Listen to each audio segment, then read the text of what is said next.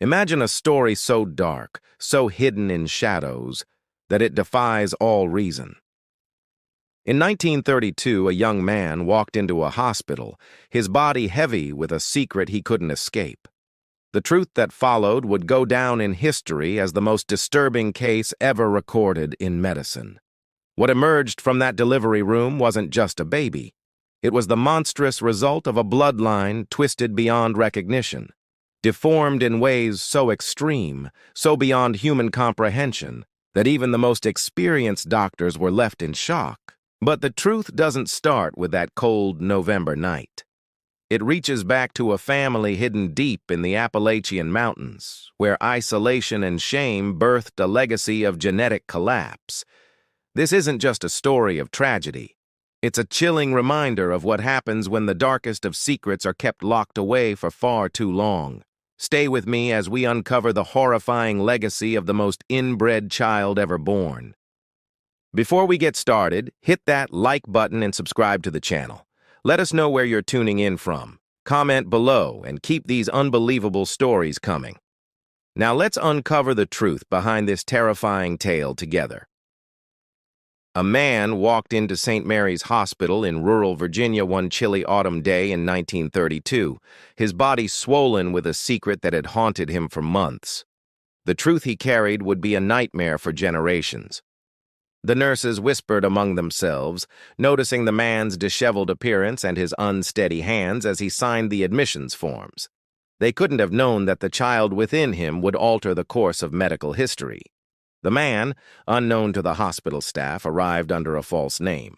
His demeanor suggested he had lived a life far from society's reach, carrying not just a child, but a dark, forbidden legacy.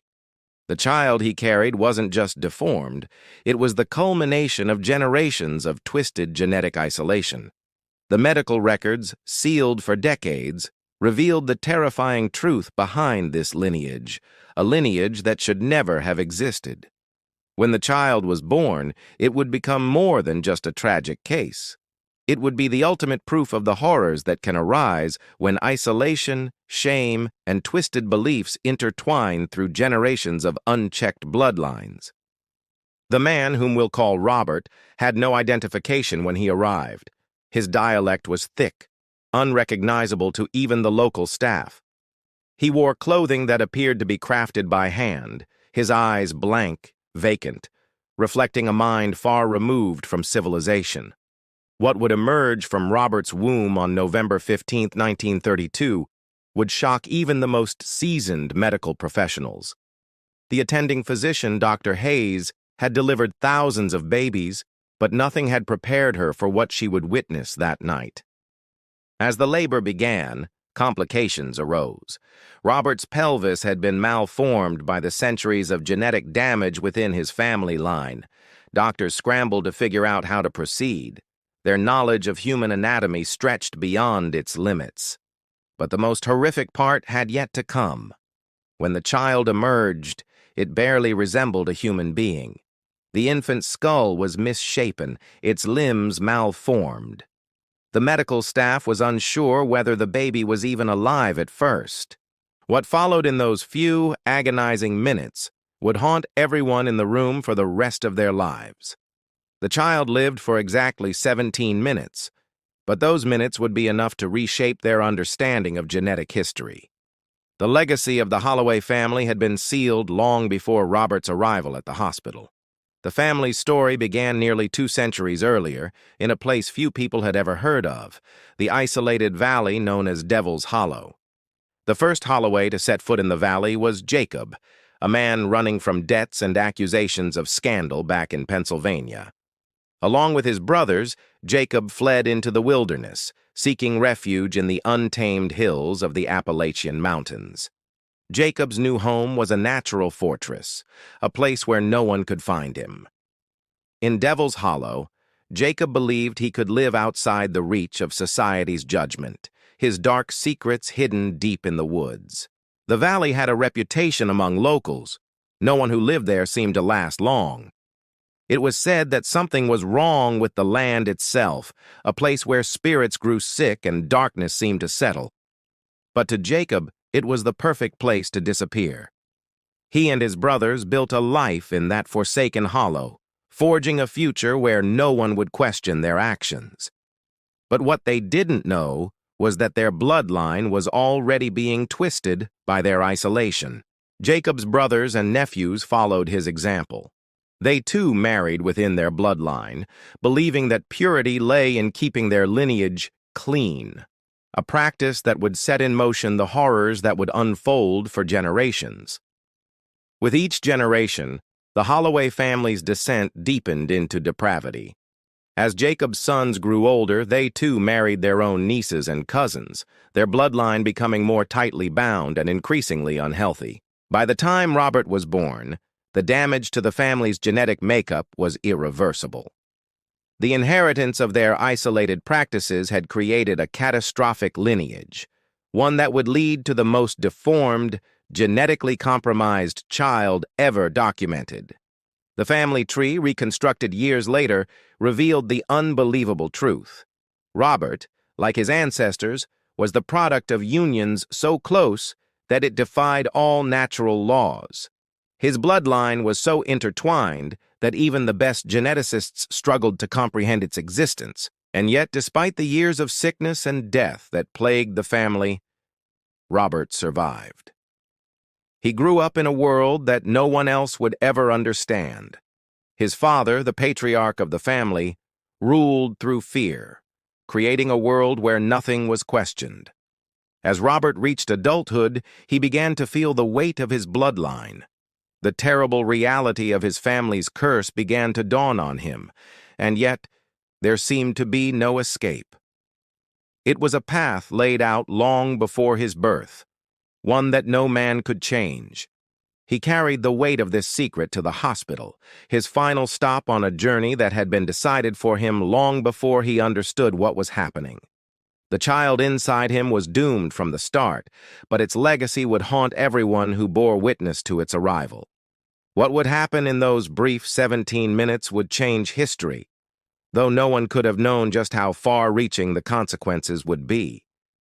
But for Robert, the horror had only just begun.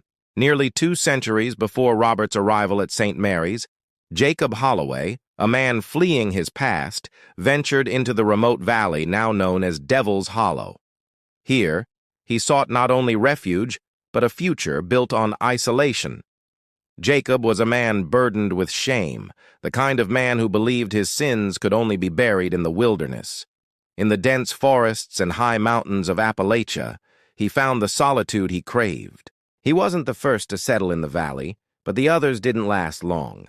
Devil's Hollow had a reputation, a place where strange occurrences drove men to madness, where the land itself seemed cursed. But Jacob was determined to stay. He believed that here, in the heart of isolation, he could escape his past. He brought his brothers, nephews, and a few loyal men with him to forge a life on this forsaken land. The valley was a natural fortress, surrounded by stone walls and dense forests. The only way in was a narrow pass, easily watched and defended. Jacob saw it as the perfect place to hide from the world. But as the years passed, Jacob's need for secrecy grew. His family, bound by blood and bound by fate, started to fall into a pattern of isolation that would forever alter the course of their lives. Jacob's nephews, desperate to maintain the purity of their bloodline, began marrying within their own family. Cousins married cousins, uncles married nieces, and the lineage that would lead to Robert was set in motion. The Holloway family lived in near-complete isolation from the outside world. They built their homes from the land, surviving off what the valley provided. No government official ever came, and no outsider would dare enter. Jacob's bloodline was growing, and so were the secrets. The men of the Holloway family were bound by a code, one that required them to keep their genetic line pure, no matter the cost. The isolation was extreme. Even as the world around them changed, the men of Devil's Hollow remained untouched. Civil war raged across the country, but in the valley time seemed to stand still. The men of the Holloway family believed they were building something sacred, something powerful. Their marriages, their children, their rituals, They were all designed to preserve the family's strength and keep their bloodline untouched. But the consequences of their actions were starting to show. Children were born with deformities, and some were so severely handicapped that they could barely survive beyond infancy. But for the Holloways, this was only the beginning. Jacob's sons, like their father before them, continued the family's twisted practices. They believed their bloodline was sacred and that the mutations were a sign of divine favor. The more deformed their children became, the more convinced they were of their chosen destiny. The valley grew darker with each passing generation. The men of the Holloway family ruled with an iron fist, demanding loyalty and obedience from the few who remained. They were a closed society, bound by blood and a shared madness. The child born of Robert's bloodline wasn't the first to suffer the consequences of generations of inbreeding, but it was the most extreme. It would be born into a world of deformities, violence, and darkness. Robert was raised within this world, shaped by the practices of his forefathers.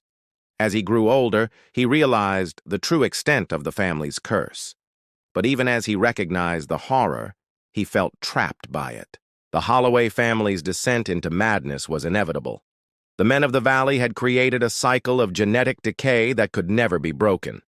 The very thing they believed would make them strong had turned them into something monstrous. Robert, like his ancestors, could not escape the twisted legacy that had been passed down to him. He was trapped in a web of inbreeding, a man doomed to live out the tragic fate of his family. And yet, even with all the horror that surrounded him, Robert still hoped. Perhaps, just perhaps, he could escape. But he knew deep down that the path laid before him had already been chosen, long before his birth. The Holloway family's descent into darkness did not happen overnight. It stretched back through generations of isolation and twisted practices, each one compounding the damage done to their genetic makeup. The foundation for disaster had been laid. Jacob Holloway's influence was still felt long after his death. His sons, and their sons after them, followed the twisted principles he had instilled. For them, blood purity was the ultimate goal, no matter the cost to humanity. Each generation, the family line grew more isolated. The men of the Holloway family grew obsessed with preserving their genetic purity, ignoring the signs of deformity, illness, and madness that slowly began to take hold of their children. When Jacob died, his son Thomas took over the reins of the family. But where Jacob had been cunning and calculating, Thomas was wild and unpredictable, driven by forces far more primitive than his father had ever known. Under Thomas's rule, the family's isolation became even more extreme. The world outside seemed irrelevant to him. He saw their physical deformities as proof of divine favor, believing that the more flawed their children were, the more powerful they would become. As the years passed, the men of the Holloway family continued to intermarry, deepening the genetic damage with each union.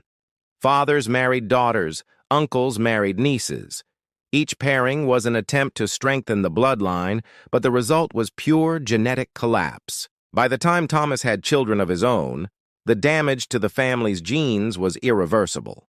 He had no qualms about marrying his own daughter, believing that the purity of the bloodline would be preserved, even if his children were born deformed.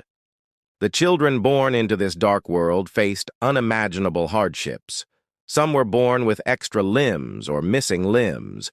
Others had faces so disfigured they could not breathe properly. Many died young, unable to survive the cruelty of their inherited defects. But for Thomas, the deformities were a sign that they were special, chosen for some higher purpose. The more mutated the children, the stronger the belief grew that they were fulfilling a divine destiny that no outsider could understand. The few surviving children from these unions lived in a world unlike any other. They were not allowed to speak to outsiders, not allowed to form relationships with the outside world. The Holloways' rule was absolute, both within their bloodline and their isolated valley. In the midst of this genetic nightmare, a new generation was born. Thomas's children, though deformed and isolated, continued the twisted practices of their forefathers. They married within their own bloodline, convinced that this was the only way to maintain their purity. As they grew older, the young men of the Holloway family became increasingly detached from reality. They lived in a world of superstition, ruled by their own warped religious beliefs and an obsession with maintaining the family's bloodline, no matter the cost. The Holloway family's genetic history became a tale of suffering and tragedy. Each new generation carried the scars of the previous one, and each attempt to purify their bloodline only led to further degeneration and madness. The men of the Holloway family continued to marry their cousins, their nieces, their daughters. With each passing generation, the results became more and more extreme. Babies were born with horrific deformities, some so severe that they could not survive past infancy. But the family persisted. They believed their destiny was written in their blood, and no amount of deformity or suffering could change that. They were convinced that their twisted practices were part of a divine plan, one that would be fulfilled no matter the cost. The genetic damage caused by years of incest was now apparent for all to see. But in the Holloway family, no one questioned the traditions. They had become so entrenched in their beliefs that they no longer saw their actions as unnatural. They believed they were fulfilling a higher purpose. It was in this world, this hellish cycle of deformity and madness, that Robert was born. He was the product of generations of inbreeding, a living testament to the cost of isolation and the dangers of genetic purity taken to its extreme. And so, the Holloway family's curse continued, passing from one generation to the next, each one more damaged than the last. The men of the family had created a cycle they could not escape, a cycle that would ultimately lead to the birth of the most inbred child in history. Jacob Holloway was a man whose need for control extended far beyond his immediate family. He ruled over his bloodline with an iron fist, demanding that his twisted vision for their future be realized at any cost. When Jacob first settled in Devil's Hollow, his purpose was clear: escape from the law, escape from society's judgment. But over time, his vision of isolation morphed into something darker, something far more dangerous. Jacob's mind became consumed with the idea of purity of blood, of lineage. He believed that his family's isolation from the world was the key to preserving their strength, no matter how damaged their bloodline became. With each passing year, Jacob's control over the Holloway family tightened. He instituted rigid rules that no one could challenge. His word was law, and those who defied him faced brutal consequences. No one dared question him. Jacob's twisted view of family relationships was the foundation of his rule. He arranged marriages between his sons, nephews, and cousins with one purpose in mind: to preserve the purity of the family's bloodline at all costs. To Jacob, these arrangements weren't just about preserving genetic strength. They were about building a legacy that would prove that his family's isolation, no matter how extreme, was the key to their survival. The men of the Holloway family were bred for this purpose. They were raised to believe that the outside world was corrupt and that their bloodline was superior. They were to marry only within their own kind, and to do otherwise would be sacrilege. As Jacob's sons grew older, they too embraced his beliefs. They married their own cousins, their own nieces. The line between family and blood became blurred until it was no longer even a consideration. All that mattered was preserving their bloodline. Jacob's grip on the family tightened further as he grew older. His paranoia deepened, and he began to believe that the outside world posed an even greater threat to the family than he had originally thought. He took measures to ensure that no one from the outside world could infiltrate their secluded valley. Outsiders who wandered too close were met with violence. The Holloways had become a closed society, locked away from the rest of the world. Jacob's son, Thomas, would eventually take over the family's leadership. But Thomas was no mere follower. He was a man shaped by his father's madness, driven by the same warped sense of destiny that had consumed Jacob. Under Thomas's rule, the family's isolation became even more extreme. Thomas believed that the key to fulfilling Jacob's twisted vision was to further isolate the family from any outside influence, even if it meant greater suffering for those within. Thomas married his own daughters and cousins, continuing the cycle of inbreeding. His belief in the family's superiority became even more entrenched. Each new generation was a further attempt to solidify the family's genetic purity. But with each marriage, with each child born, the family's genetic defects grew more severe. Children were born with extra limbs, malformed skulls, and deformities that defied description. Yet to Thomas, this was proof that they were chosen for a higher purpose. Despite the increasing deformities, Thomas never wavered in his belief that their bloodline was sacred. He believed that each new deformity was a sign of their family's destiny, a destiny that could not be questioned, no matter the cost. In the madness of their isolation, the Holloway men had created a world where their bloodline was everything. They saw no need for contact with the outside world, no need for anything but their own twisted version of survival. But as the years passed, even Jacob's descendants began to see the cracks in the family's foundation.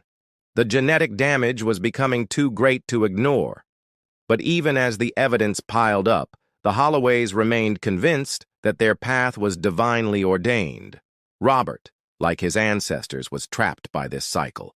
He had no choice but to live out the legacy that had been handed down to him, no matter how horrific it had become. His bloodline, cursed from the beginning, was now the only thing that mattered. In the end, Jacob Holloway's madness became the defining force in the family's story.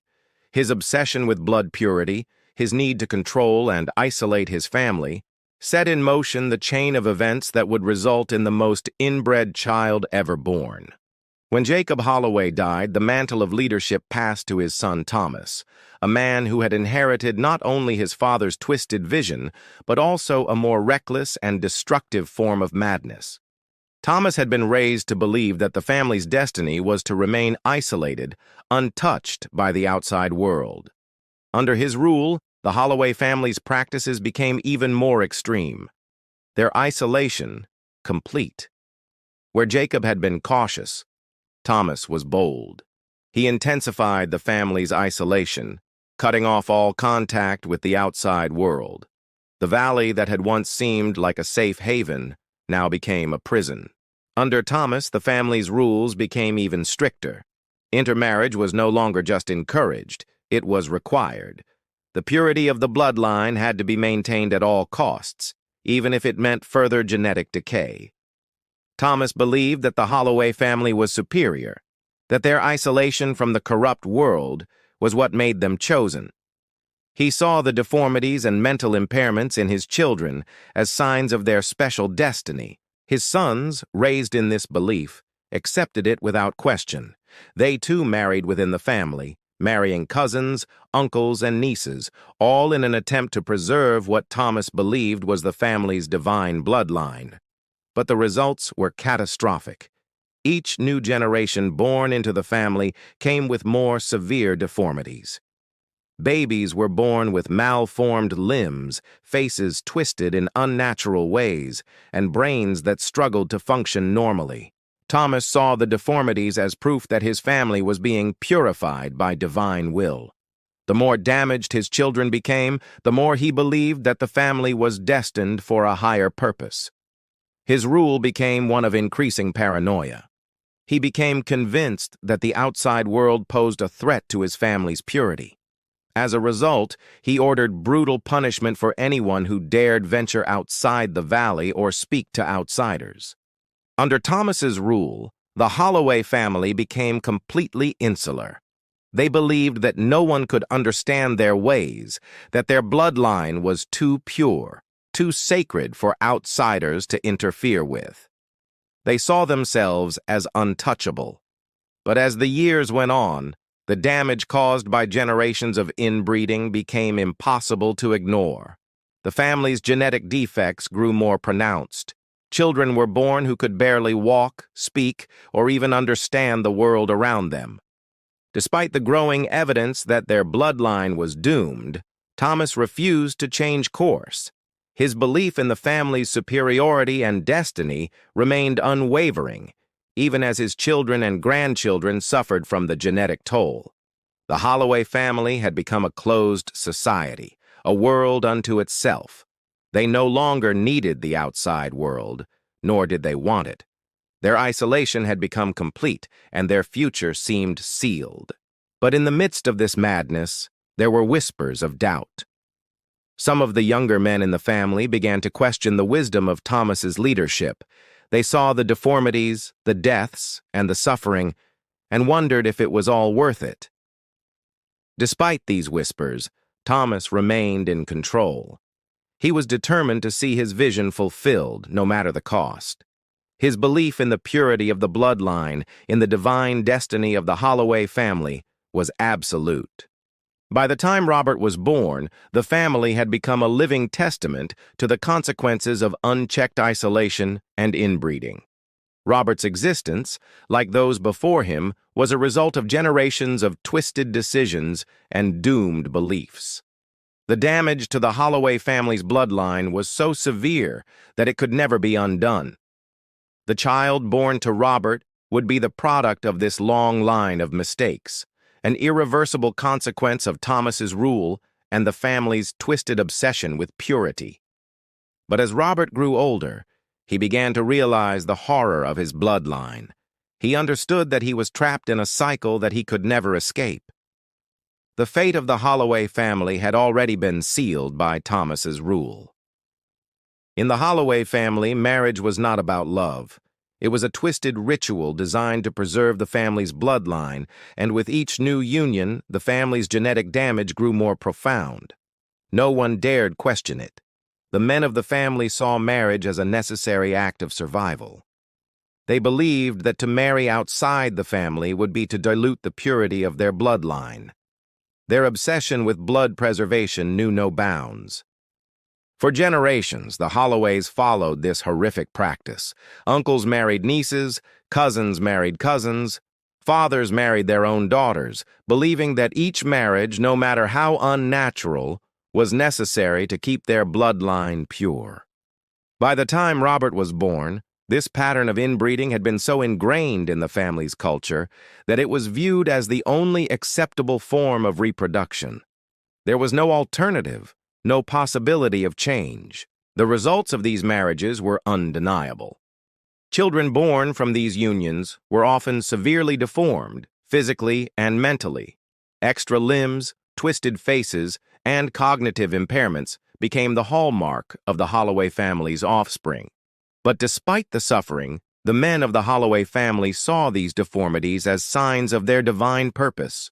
The more deformed the children, the more they believed that their family was fulfilling a destiny that no one else could comprehend. The family's isolation from the outside world allowed these practices to continue unchecked. No one questioned the decisions made by the Holloway men, and their twisted belief in blood purity was passed down from one generation to the next. Thomas, Jacob's son, believed that the family's deformities were proof of their special status. The more damaged the offspring, the more convinced he became that his family was chosen for a greater purpose, a purpose that no one else could understand. Under Thomas's rule, the practice of inbreeding reached its peak. He arranged marriages between the closest family members, seeing no problem with the genetic defects that had already begun to plague their children. To him, they were marks of divine favor. By the time the fourth generation was born, the damage to the family's bloodline was catastrophic. The men who were born into this madness had no chance of survival outside the valley. They were isolated, deformed, and doomed to live out their days in the darkness of their family's twisted history. Yet, the men of the Holloway family continued to marry within their own bloodline. They believed that each union, no matter how unnatural, was a necessary step in fulfilling their family's destiny. They could not and would not stop. Even as the deformities worsened, the Holloways saw no reason to change their practices. To them, the idea of marrying outside the family was unthinkable. The purity of their bloodline had to be preserved, even if it meant sacrificing their children in the process. The new generation of Holloway men, including Robert, were born into a world where deformities and genetic damage were commonplace. They were raised to believe that their family's bloodline was sacred and that no one else could understand their twisted legacy. As Robert grew older, he became increasingly aware of the horrors that surrounded him. He saw his cousins, his brothers, his uncles, all born into a life of deformities and suffering. But he also saw the belief that this suffering was part of a divine plan. The family's practices were not just about survival, they were about something deeper, something darker. The Holloways believed they were special, chosen by some higher power to carry out a twisted destiny that only they could fulfill. Robert, like the others, was raised to believe that the bloodline had to be preserved at all costs. The idea of marrying outside the family was unthinkable. He would be expected to follow the same twisted path as his ancestors. The idea of breaking the cycle seemed impossible. The family's traditions were too deeply ingrained, their belief in their own superiority too strong to question. The Holloway men were trapped in a never-ending cycle of genetic collapse and delusion. For the Holloway men, the cost of their obsession with purity was far greater than they could ever have imagined. Each new generation brought more suffering, more deformities, and more broken bodies. Yet, they continued down the same path. The horrors of marriage and reproduction in the Holloway family were a direct result of their twisted obsession with bloodline purity. And as long as they remained isolated, they would continue to bring children into a world of suffering and darkness. By the time Robert's child was born, the damage to the family's bloodline was irreversible. No matter how many generations passed, no matter how much suffering was endured, the Holloway family was doomed to repeat the same horrific cycle. In 1912, Robert was born into a world that no one could understand. The product of generations of inbreeding, his birth marked the continuation of a curse that had been passed down for nearly a century. His father, Abel, a man whose own genetic damage had left him nearly 7 feet tall but mentally impaired, believed Robert's arrival was part of a greater divine plan. The family had waited for this moment. Robert's birth was not a joyous occasion. The family saw it as the fulfillment of their twisted destiny, a necessary step in preserving the purity of their bloodline. The child's deformities were already apparent. Born to a father and uncle who shared nearly identical DNA, Robert's survival was a miracle in itself. His bones were brittle, his face malformed, and his mind, though functional, struggled to grasp the world around him. Despite his physical frailties, Robert grew. His father's belief in the family's superiority led him to view Robert's deformities as a sign of divine favor, proof that their bloodline had been chosen for something special. As Robert reached adolescence, the signs of his family's genetic decay became undeniable. His body was weak, and his mind struggled with basic tasks. But to the Holloways, this was just part of their destiny.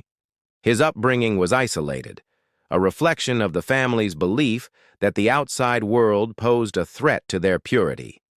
Robert's life was spent in the valley, cut off from all but the other men of the Holloway line. The valley, which had once been a refuge, had become a prison. The family's twisted traditions were all Robert knew. He was raised to believe that his deformities, his struggles, were marks of greatness, not tragedy. But as Robert grew older, doubt began to seep into his mind. He could see the effects of the family's isolation, his cousins, his brothers, all suffering from the same deformities. He began to question whether this was truly divine favor. Robert's father, Abel, would often tell him that their family's suffering was a sign of their greatness, that they were being prepared for a higher purpose. But Robert wasn't sure he believed it anymore. The more Robert learned, the more he questioned his family's twisted beliefs. He saw the suffering of the younger generations, the deformities that had grown more extreme with each passing birth, and he couldn't help but feel trapped. The idea of leaving the valley seemed impossible. Robert had been taught to fear the outside world, to believe that anyone who ventured beyond the valley was lost. but deep down, he longed for something more. Despite his doubts, Robert remained bound by his family's twisted legacy. He was a product of generations of isolation, and like his forefathers, he felt the weight of their beliefs pressing down on him. As Robert grew into adulthood, his deformities worsened. His body grew frail, his mind cloudy with confusion. But the men of the Holloway family saw this as proof of their divine purpose, not a curse. Robert's life was one of isolation and fear. He was bound to a family whose beliefs had consumed them, whose obsession with blood purity had led them to this point. There seemed to be no escape, no future beyond the valley. Despite the suffering, Robert remained loyal to his family. He believed, however reluctantly, that his fate was sealed. The Holloway bloodline had existed for generations, and it would continue, no matter how damaged or deformed the family became. Robert's birth, though marked by deformity and tragedy, was part of a larger, darker plan. The Holloway family had become a symbol of genetic isolation, a reminder of the horrors that could arise from generations of inbreeding. And so, Robert lived. His life was a reflection of his family's twisted legacy, a life marked by deformities, suffering, and an unwavering belief that their bloodline was sacred. He was trapped in a cycle that had no end. By October of 1932, Robert's mind had shifted. Something inside him snapped. The family's legacy of suffering had finally broken his resolve. He began to realize that his child deserved better than this cursed bloodline. The idea of escape had been planted in his mind long ago, but fear had kept him bound to the valley. Now, with his child on the way, Robert felt a sense of urgency that he couldn't ignore. His child would not be born into the same nightmare. Robert had seen enough, lived through enough, to understand that the only chance for a better life lay beyond the valley, beyond the suffocating grasp of the Holloway legacy. But escaping was no simple feat. The Holloway men were watchful, their paranoia about the outside world running deep. To leave would mean defying everything he had been taught, everything his family had believed for generations. Robert knew that the escape would be dangerous. The family's grip on him was strong, and they had trained him to believe that no life outside of Devil's Hollow was worth living. Yet for the first time, he felt willing to risk it all. On the night of the new moon, Robert made his move. The valley was cloaked in darkness, the perfect cover for his escape. His father, Abel, was deep in one of his religious trances, leaving the family vulnerable. Robert stole away from the compound, his heart racing with fear and excitement. He had nothing but the clothes on his back, a few dollars stolen from Abel's stash, and the desperate hope that he could provide a better future for his child. The journey ahead was treacherous. Robert had never been more than 5 miles away from the valley in his entire life. Yet the thought of freedom pushed him forward, through dense forests, over rugged terrain, and into the unknown. He survived on berries and water from streams, sleeping in caves and hollowed-out logs as he made his way through the wilderness. Every step was painful, each moment of rest a reminder of how far he had come and how much further he had to go. Exhausted and on the verge of collapse, Robert pressed on. The weight of his decision bore down on him, but he refused to turn back. He had to protect his child, even if it meant walking away from everything he had ever known. After 3 days of grueling travel, Robert stumbled into a road. He was delirious with exhaustion, feverish from the strain of his journey. A traveling salesman, a man named Robert Welsh, found him collapsed beside the road. Welsh, unaware of the horrors Robert had fled, took him in. Without hesitation, he loaded Robert into his car and drove him to the nearest hospital. He never suspected that the man he was helping was the product of one of America's most horrifying genetic experiments. At St. Mary's Hospital, Robert was registered under a false name, John Smith. The staff didn't question him, accustomed to dealing with the strange dialects and behaviors of people from the mountain communities.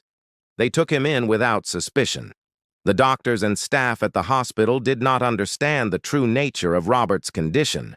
His deformities, though severe, were just one part of a much darker story that none of them could have ever predicted. As Robert lay in the hospital bed, sedated and exhausted from his escape, he knew that his journey had just begun. His escape from the Holloway family, from their twisted legacy, was only the first step toward a better life. But despite the progress, Robert felt a deep sense of loss.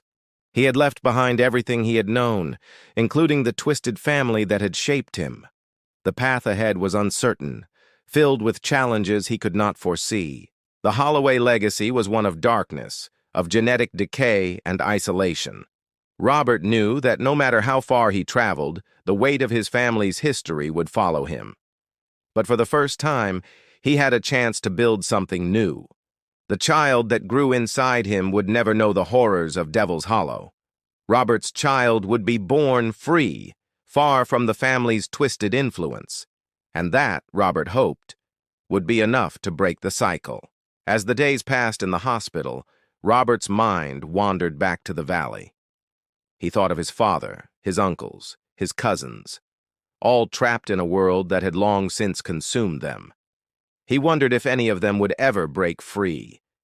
The birth of Robert's child was inevitable. The child, though still unborn, was already a symbol of everything Robert had fought for. A future beyond the Holloway legacy, a life not defined by genetic isolation and madness. When the day of birth finally came, Robert was filled with fear, hope, and an overwhelming sense of purpose. He had done everything he could to escape the nightmare of his family's past. Now, all that remained was to see if his child could survive.